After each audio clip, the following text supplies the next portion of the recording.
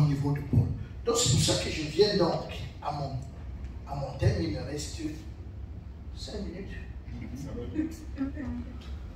Je vous avais vu. Ça veut donc dire que pour nous aujourd'hui, c'est pour ça que j'ai dit, il était important de revoir, en fait, d'être rassuré sur l'évangile que nous amenons, que nous communiquons aux individus.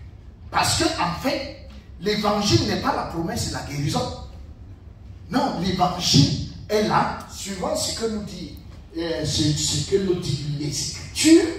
Donc, nous lisons ici, nous savons très bien que l'évangile, car je n'ai point honte de l'évangile, c'est la puissance de Dieu pour le salut de quiconque croit. Et quand on parle de salut, c'est que quelqu'un doit être sauvé d'une situation réelle. Et là, je viens à ce qu'on appelle, où je parle de la profondeur de la chute. Vous savez, nous avons un problème sérieux. Un problème mal posé entraîne une mauvaise solution. Il faut que le problème, en ce qui concerne ce que l'évangile vient résoudre, doit d'abord être bien posé. Parce que c'est clair, Jésus est la solution. Mais il est la solution à quoi? Le problème, c'était quoi? Si je vous disais 2, c'est la solution. Le problème, ce serait quoi? Parce que sinon, on risque d'être là à parler comme cette équation. Permettez-moi de vous la présenter. Non, on n'a pas besoin. C'est juste pour voir. Ça, c'est une équation en mathématiques. Voilà, il y a des mathématiciens. Bon, c'est pas pour résoudre ça. Donc ici, soit un triangle ABC, rectangle au point A, tel que AB égale 4 cm et AC égale 3 cm. Démontrer que BC égale 5 cm.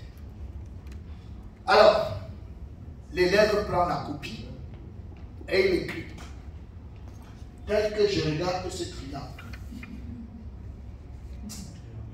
Et après avoir vu à plusieurs reprises, je sens et je suis sûr et je confirme que BC, c'est effectivement 5 cm. Et il vous remet la copie. Qu'est-ce que vous lui dites? Professeur, c'est 0, tout rond. D'ailleurs, même que vous déchirez sa copie et vous le suivez chez ses parents. Or, mes chers amis, la foi dont nous parlons est une démonstration. Est une pleine assurance des choses qu'on espère, une démonstration. Démontrer veut dire qu'il y a des choses cachées là. Et pour le cas espèce, c'est le théorème de Pythagore. Il y a des choses cachées qu'il faut réveiller.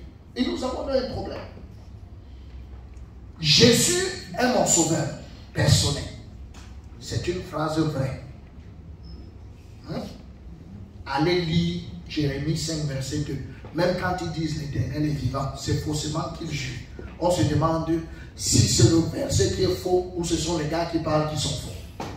Donc, ici, ça nous amène directement à penser que on peut bien dire Jésus est mon Seigneur et mon sauveur personnel. C'est une phrase vraie. Mais la question qu'on se pose, mon cher ami, Jésus est venu dans ce monde, moi je n'étais pas là quand on expliquait les dates, mais il est quand même venu dans ce monde, c'est sûr et c'est certain, et il est mort. Il y a de cela près de 2000 ans aujourd'hui.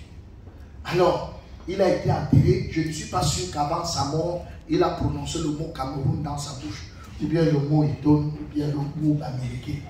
Donc lui, il est mort, et tu arrives 2000 ans plus tard, sortant de Bouddha, ou bien comme tout, et tu expliques aux gens que Jésus et toi, vous allez vivre ensemble au ciel. Et quand on te demande ça va se passer comment, tu nous expliques que c'est dans le cœur. Il faut que tu nous démontres. Ça va se passer, vous vous êtes vu où? Ça s'est passé comment? Et quelles sont les certitudes que nous avons? Sinon, si tout ceci ne peut pas être expliqué de manière soutenue, ça veut dire qu'en principe, on dit une chose qu'on ne comprend pas. Ça devient donc BC égale 5 centimètres. On raconte les choses juste par mimétisme. Et c'est la raison pour laquelle quand vient la mort, nous avons de sérieux problèmes parce que notre esprit est faible.